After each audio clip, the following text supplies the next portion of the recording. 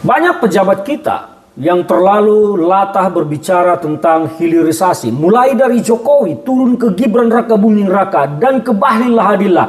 Dan beberapa pejabat lainnya terlalu sering berbicara tentang hilirisasi. Seolah-olah dengan hilirisasi yang dilakukan sekarang itu Indonesia akan menjadi sangat makmur, sangat sejahtera, bahagia, kaya raya, dan lain-lain. Kalimat hilirisasi ini selalu didengung-dengungkan, digembar-gemborkan sejak zaman Jokowi bersama Luhut Binsar Panjaitan dan jajarannya. Seolah-olah hilirisasi kita ini sekarang sudah berjalan di trek yang benar, di jalur yang benar. Saya bahkan mau mengatakan, hilirisasi yang terjadi di kita sekarang ini adalah pura-pura hilirisasi. Hilirisasi telah dijadikan melegalkan seluruh perusakan lingkungan, perusakan alam atas nama pengerukan sumber daya alam kita. Inilah yang terjadi. Bicara tentang hilirisasi, saya dan mungkin Anda semua bisa menyaksikan secara nyata apa sih produk yang telah kita bangun, kita industrikan saat ini yang berasal dari bahan baku sumber daya mineral kita. Ada tidak industri baru misalnya pembuatan panci aluminium lah, atau panci stainless steel lah. Nggak usah lah terlalu berlebihan bicara tentang pabrik baterai, mobil listrik dan segala macam. Pabrik panci dulu deh. Ada tidak yang baru industri yang kita bangun dari hilirisasi sumber daya mineral yang selalu didengung-dengungkan seolah-olah itu menjadi sebuah kata sakti yang akan membuat Indonesia jaya raya makmur sentosa. Hilirisasi yang dilakukan sekarang masih sebatas mengubah raw material, bahan mentah menjadi bahan baku. Itu namanya pura-pura hilirisasi dan bukan hilirisasi yang seutuhnya.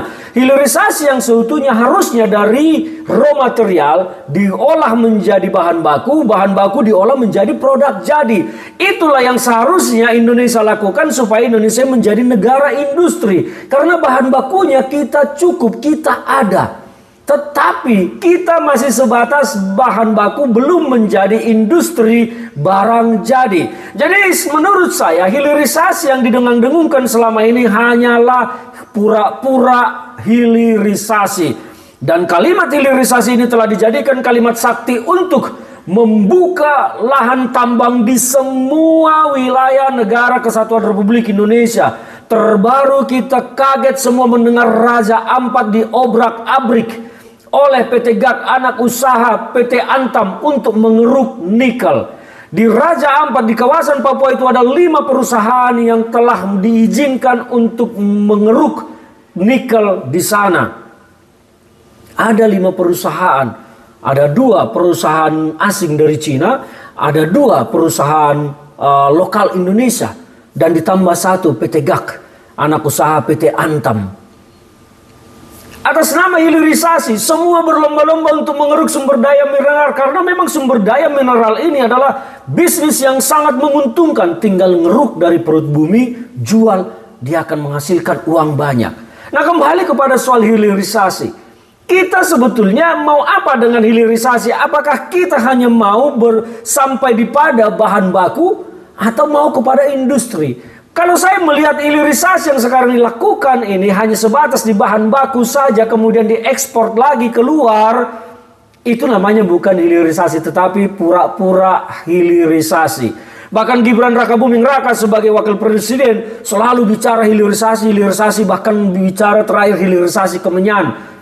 Setelah hilirisasi digital dulu disampaikan dan segala macam. Tetapi apa sebetulnya konsep hilirisasi ini kita masih abu-abu.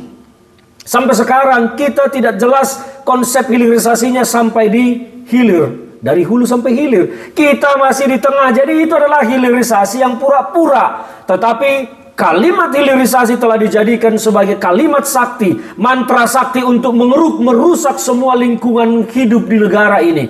Bayangkan daerah Sulawesi sana semua dikeruk. Maluku, Halmahera dikeruk. Papua dikeruk. Sumatera dikeruk.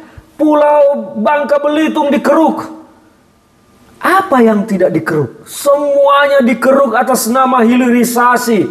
Tapi apa yang terjadi dengan Indonesia sampai saat ini? Ekonomi kita amburadul kacau balau, ekonomi kita tidak naik, masyarakat kita semakin susah, dan angka kemiskinan justru sangat mengerikan.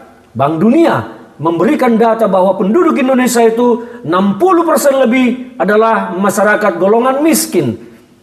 Ini mengerikan kalau kita mau bicara. Padahal sumber daya mineral Indonesia itu adalah salah satu sumber daya mineral paling kaya di dunia. Kita punya semua, tetapi mengapa kita miskin? Jokowi 10 tahun bicara tentang hilirisasi, pembangunan, apa segala macam. Apa yang terjadi sekarang? Kalau Jokowi sukses 10 tahun, apakah Indonesia akan seperti ini sekarang? Apakah kita akan semorat-marit ini sekarang? Tidak.